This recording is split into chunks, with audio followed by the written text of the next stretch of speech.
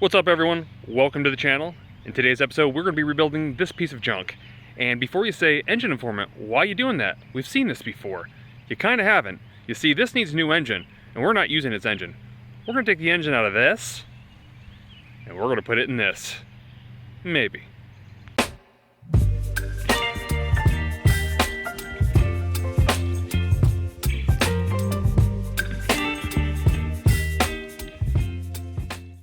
Okay, so getting into it, basically the rundown is this thing is my favorite ski. It is an old piece of junk though, and doesn't look like it's been ridden since like 2002, so it's time for it to be revived.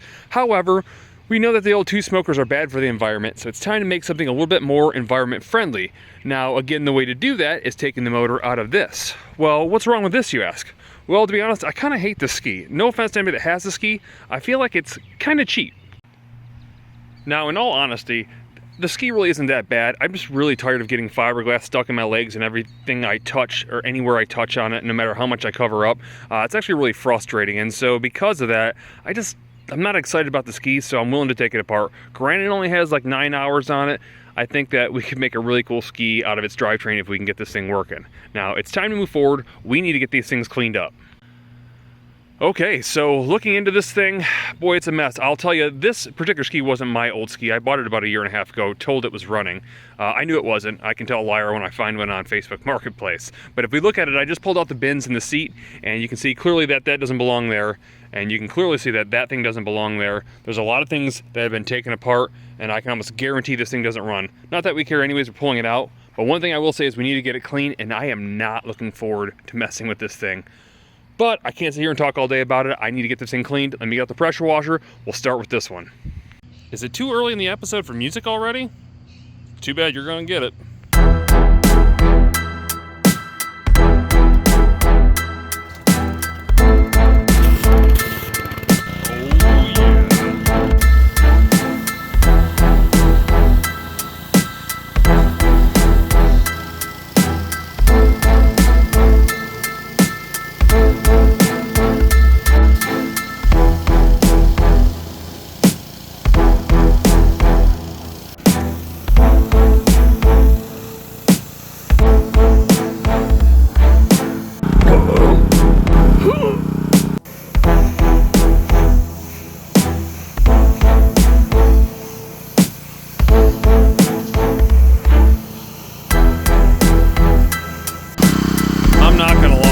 Disgusting. Even the wasps kill themselves being near this.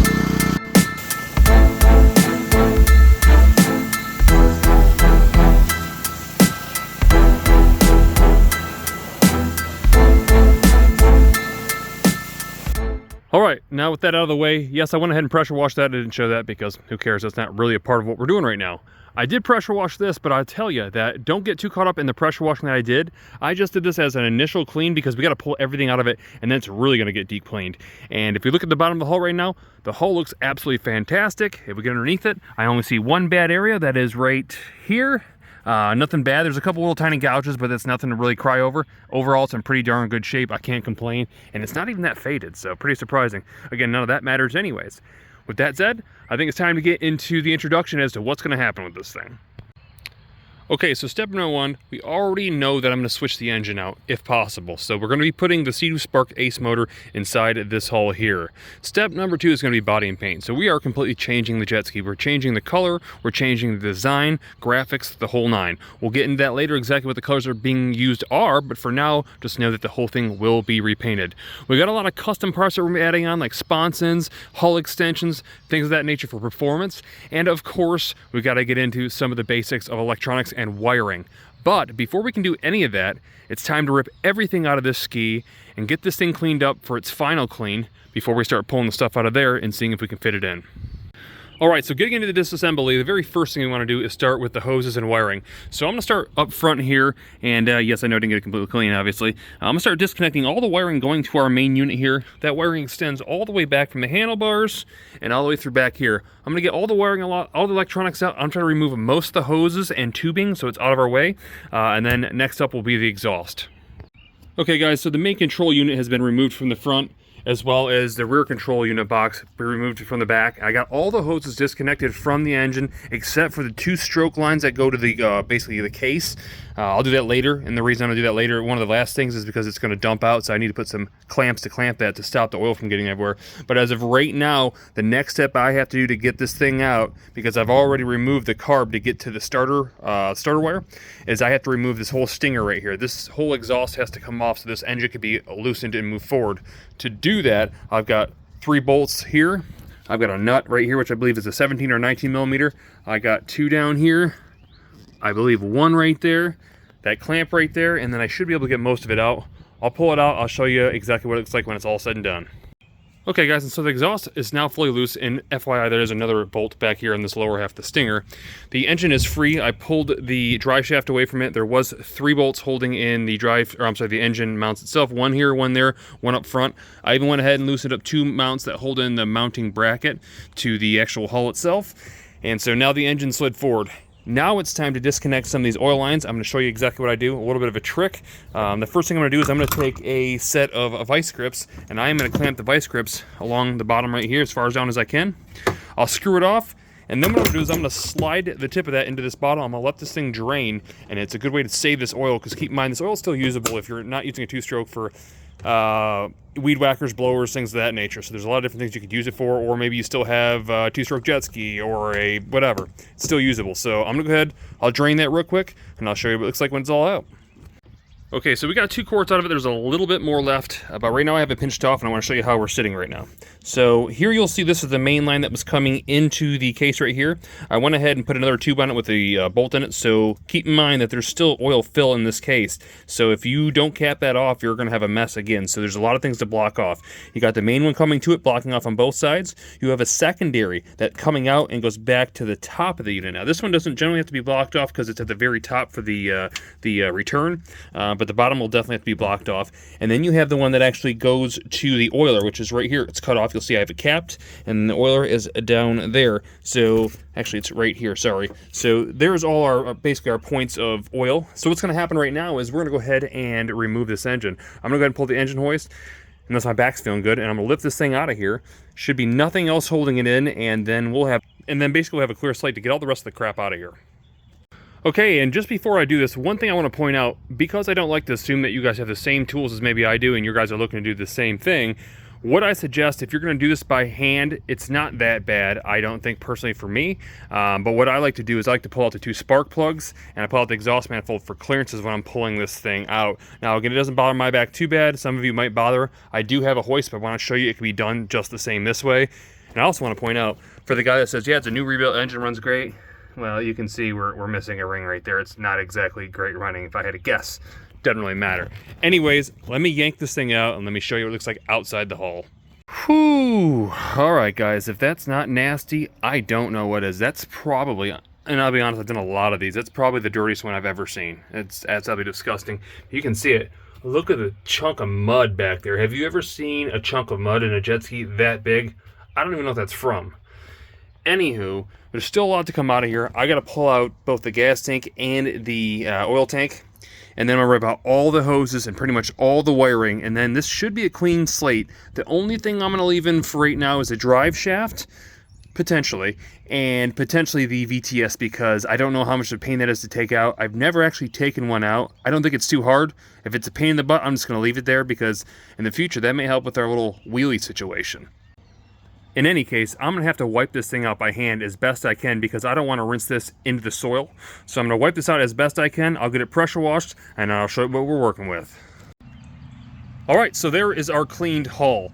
Now I do still have to go through and clean everything and wipe things down with a gas rag, and the reason why is that there is oils that are deep inside the fiberglass that won't even come out with pressure washing.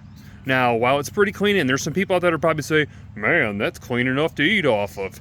You ain't going to find me eating off it. However, it should be good enough for us to test fit everything. Okay, and so with the XP now taken apart and cleaned up for our potential engine swap to go inside, it's time to start taking apart the Seadoo Spark. Before we do that, however, I know that there was mice in this over the winter, so I want to go ahead and start this thing to make sure it's good before I just assume taking it apart and it's going to be okay. So let's go ahead and fire it up. So I went ahead and pulled off 2 side panels and our lower compartment panel, and with that said, you can clearly see that we have some friends in there. So we gotta dig all this out. Hopefully there's none in there while I'm grabbing it. It'd be kind of gross. But it definitely made its home inside here, and what I'm hoping is that the wiring isn't all chewed up. You see, you'll find that some mice are very evasive and don't care, and some are actually kind of like decent tenants. But we got a trap down there, didn't get anything, but there's definitely remnants of things. So nonetheless, I got the panels off. I'm gonna grab the battery wires here. We're gonna get these things hooked up.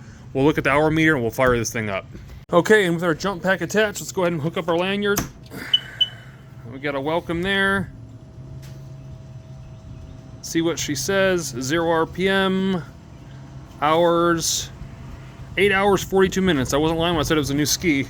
I'm gonna go ahead and hit start, see if it does anything. Well, I can't complain there. Lily instantly fired. That's great news.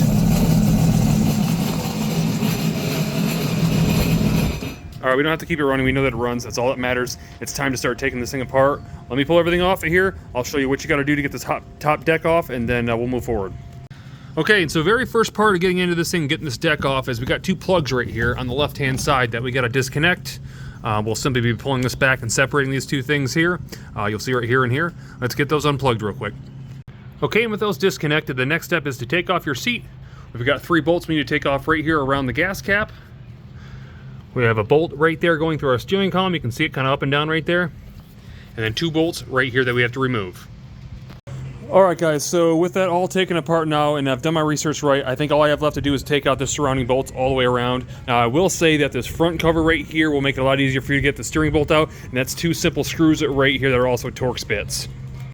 Alright, well I got this whole thing loose, and I'll tell you, it stinks inside. When I lift it up, whew, boy, it's nasty. Now most of the time people have 2 people when they lift this thing off. I've only got 1, so as of right now, I'm going to get this thing off somehow or another, and I'll show you the nastiness inside. All right, well, I'll be honest, this was actually really easy to get to. I was really surprised. And as I talk about the mice, obviously, there's definitely plenty of nests in here. Now, I went ahead and stuck those aluminum balls inside the intake tubes that are kind of up and underneath. I was told that's how they got in, and I was told that they didn't like aluminum foil. Well, they obviously laughed at me and built a mansion or a whole community of mansions. So I'm gonna suck this out, but very first thing I wanna do, before I waste my time, I wanna see if this thing's gonna fit.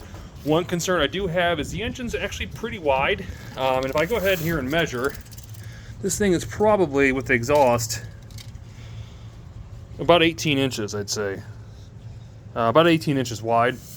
That's going to be a potential problem in our hull, so I'm going to look at that.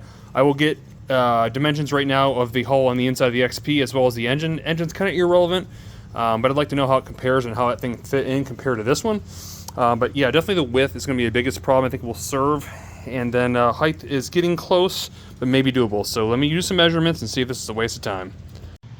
All right, so looking at the XP right now, I think we might be okay because it looks like we got about a total of 22 inches on the inside. And then about, if I'm looking, I don't know, mid-front of this thing, maybe 19 inches depth. So I think we're gonna be okay. Worst case scenario, I can build around it. Because again, this top half of this hull is probably gonna have to come off. Best case scenario, I would assume, but nonetheless, I think it's going to fit.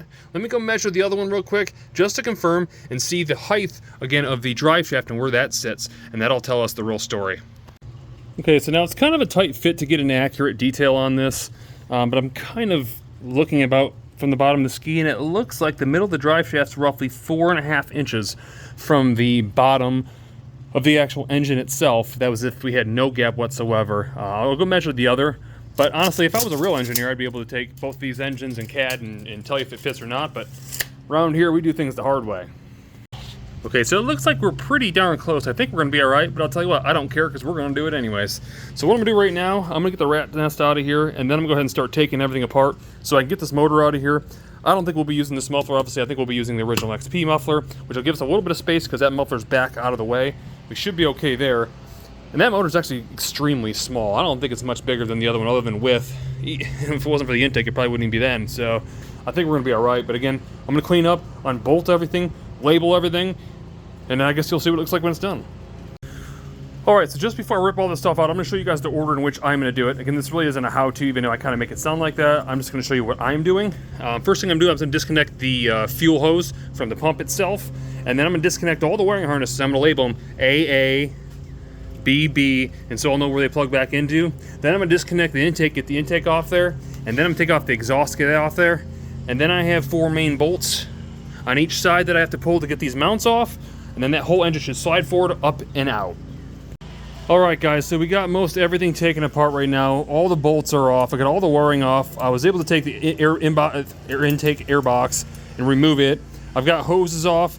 Pretty much the last hose I took off was this one right here, and then now I gotta take the IBR off because I gotta get the plug off that, and I believe I have to remove it just to get to the plug. However, I do want to point out too, these 2 hoses right here that go into the hull, I thought was just gonna be a fresh intake. It actually is, and I should have assumed coolant. It must be an air-to-water exchange that's in the bottom of the ski. But that's all unbolted now. All I have to do after that is unbolt the jet drive here, and I should be able to pull this thing forward and out.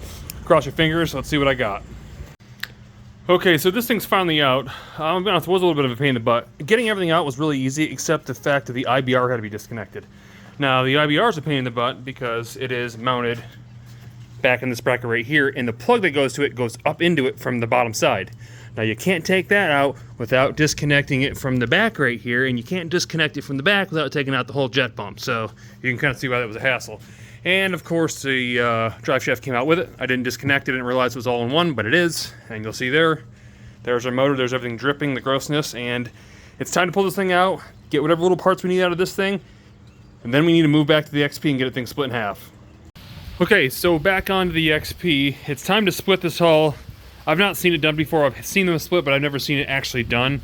And I'm looking at the basics of it, and it looks like obviously all the rubber rails got to come off. There's essentially rivets like every 3 inches all the way down this thing, all the way around it. And when you look up underneath it, you might be able to see, you might not be able to see. So you can see the rivets there. And so what I got to do is I got to replace those at some point, but I'm going to drill those things out. And then I'm assuming there's panel bond holding these things together, which is not going to be fun to separate.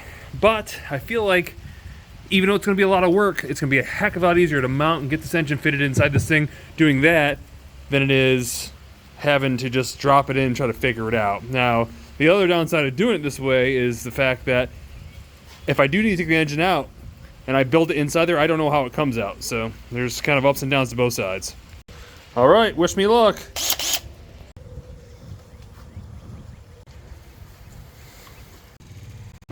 Okay, so while we have the drill, I'm going to go ahead and start drilling out all the original traction mats as well. And all you really got to do is just scrape off these little rubber caps you'll see on top of these things here. Just use a hammer. You don't need to keep these things. You won't reuse them if you're not putting these back on, which you probably aren't. And then just a 1/8 inch drill bit, and we'll rip it all out. Okay, so bad news, guys. It looks like this may not work, and I'll share with you why here in a second. But basically, the way everybody does this, or when it's been done in the past, people just basically cut off this rubber rail right here. Basically the top over the bottom, usually the top half, which means your top half of your hull would be ruined. I don't want to do that because the hull is actually in really good shape, and I don't want to ruin the bottom half because that's what the VIN number is attached to, so I kind of have to keep both saved. And if you look at this particular hull here, you'll see that it's kind of a pinch right here, and the hard epoxy is not only on this part, it goes up down this side too, so it's basically an L of straight epoxy. So I probably destroyed this thing if I tried doing that. So unfortunately, I'm gonna have to try to get it in from the top. It is what it is. Now, I didn't lose much time other than a couple rivets, not a big deal. All that had to come off anyways to paint the thing and get this thing prepped and ready for its design. But I guess for now we're gonna have to move forward. We're gonna have to try to fit this thing down inside there after we get the water out, of course. Okay, so this is gonna be interesting. I don't know if it's gonna work, but here's the thing. Because these engine mounts are so wide, what I'm gonna have to do is dip this end down in, and then after it's down inside there, hopefully I can clear this intake and that one there. I'm gonna try it. If it doesn't work, it doesn't work. If it does, great. Again, if it doesn't, well, I'm gonna do something else. Well, that doesn't fit. So I guess I'm gonna take off the exhaust and we'll try it again.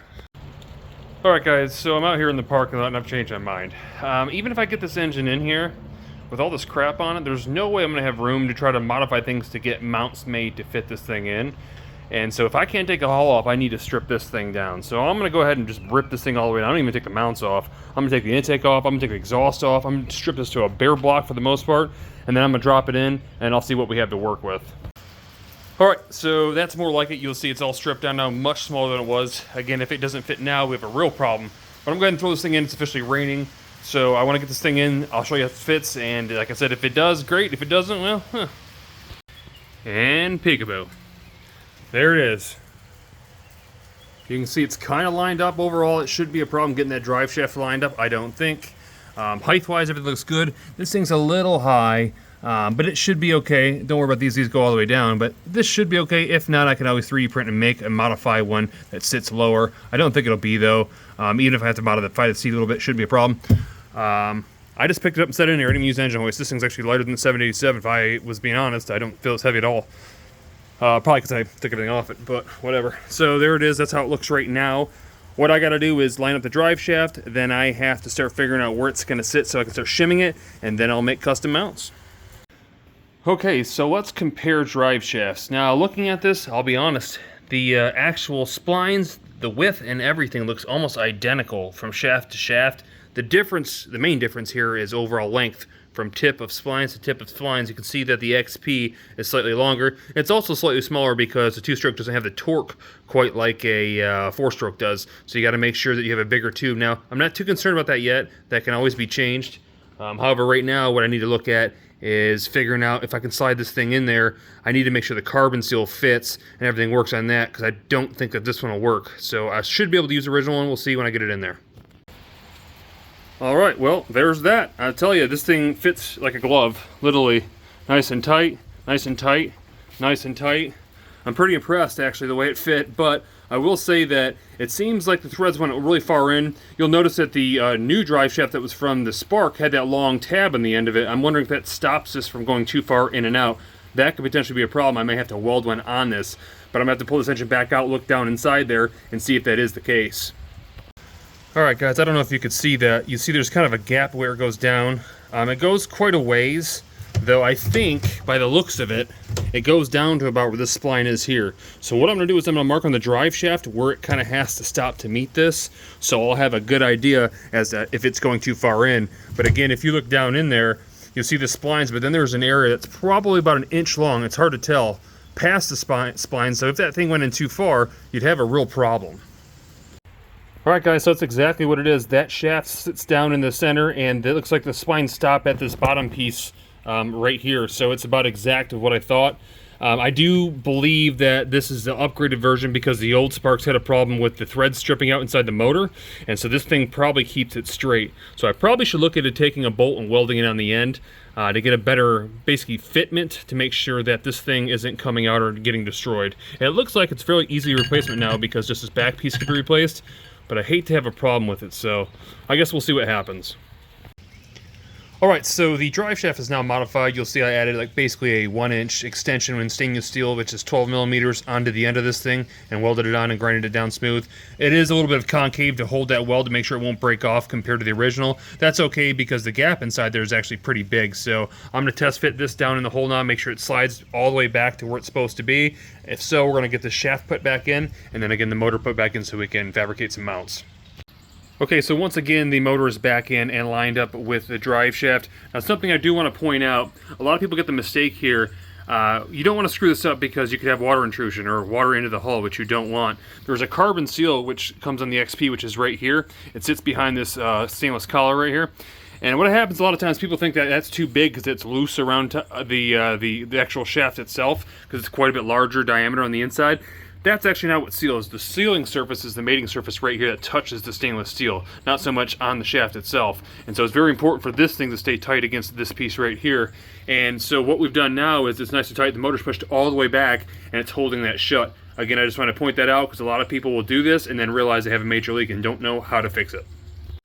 Alright, so with the motor mounts now in, all I'm working with now is the main bracket from the old 787. You'll see right now that it's actually a pretty darn good fit the way it fits in. And in fact, if I only wanted to keep those two bolts right here bolted in, I could probably just drill those into this and it'd hold in. The problem with that though is that's not enough to hold the torque. There are two bolts on the bottom side as well that I want to utilize. So what I'm going to end up doing with this bracket right now is I'm going to go ahead and cut it up here, and then I'm going to weld some flanges going lower to reach the lower ones, and it should be a pretty strong thing. I'll show you exactly what it looks like when it's all done. And continuing to move forward with the engine mounts, I've decided to kind of scrap the idea of using the original XP mounts because there's too many cuts and too many pie marks to be able to fit together and weld together. It's going to make the mount weaker than it really should be. So I'm going to go ahead and make one from scratch. As you'll see, this is the left-hand side bracket from the back of the motor. I went ahead and outlined the bottom of that. That's the part that circulates the sides of the engine. And then what I'll have is a flat plate you can see on this one here that'll go to the original mount in the back. Now, right now, I got to go and get some scrap metal and figure out what I got to make sure that it's going to be strong enough. So let's see what I come up with. Alright, so you guys didn't think I was going to snake you like that, did you? Of course I'm going to show you how I make these things. So for those of you that are interested in the wizardry and how this works, it's pretty straightforward. The very first thing I did is, of course, I marked out my cardboard. I put the flat piece in first, and I put a washer so I knew it held flat. And then I went ahead and started taking my cuts that I've already had right here, because it was a big square, right? I marked with a caliper from here and from there to there off the center of this bolt to give me an idea of my angle, and then you just kind of cut to trim until none of it is bent or pushing against each other. It's held perfectly like you see. And then what I'll do is I'll put some points. I'll put a line, then AA, a line, BB, so it all lines up. A line this way probably. So when I tack in all the metal and cut out the metal, I'll know this thing will fit in here like a glove. Let me show you how it turns out. Okay, and so there is our dry fitted metal parts. What I'm going to do right now is I'm going to throw a couple tack welds on it, if I can reach down in here. One on this corner, one on that corner.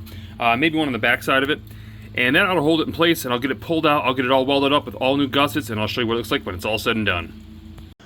Alright, so here is one of our brackets here, just finished fabbing up. I'm going to go ahead and throw it in. I do want to say that I sold my Lincoln Electric welder, and I've been using this little hoopty ever since, and it's worked. I just bought the titanium 125 flux core from Harbor Freight, and wow, what a difference. Now, granted, my welds aren't great because I'm not a welder. It melted the metal, and it was only supposed to be rated up to 1/8 inch, and this is 1/4 inch, so I was really, really impressed by that little thing. Very lightweight, very easy to store, and much better than that thing. Not a promotional situation, I'm just telling you guys this worked well. Now let's go ahead and throw this thing in there, and let's see how it fits. Alright, so there's one. Time to do the back right corner. Okay, and so mount number 2 is done. It's time to move to the front mount.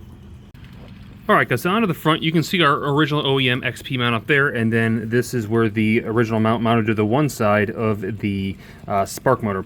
Now, the problem that I'm dealing with right now is there's 3 holes. They're extremely close, if you can see that, to the block right here. And where that becomes a problem is that I can't make a L bracket going this way to this one. It would have to be backwards like this.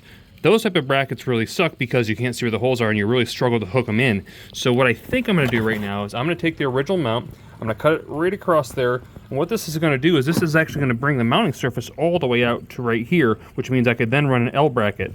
Now my plan is to run the L bracket out and then a very heavy duty modified one to run to this. So there's only a one side, kind of like a single sided swing arm on a motorcycle. It's going to be really heavy duty, but it's going to hold up the whole front of the motor because that side's very hard to access. So I'm going to go cut this thing apart. I'll come up with some ideas and show you what I came up with.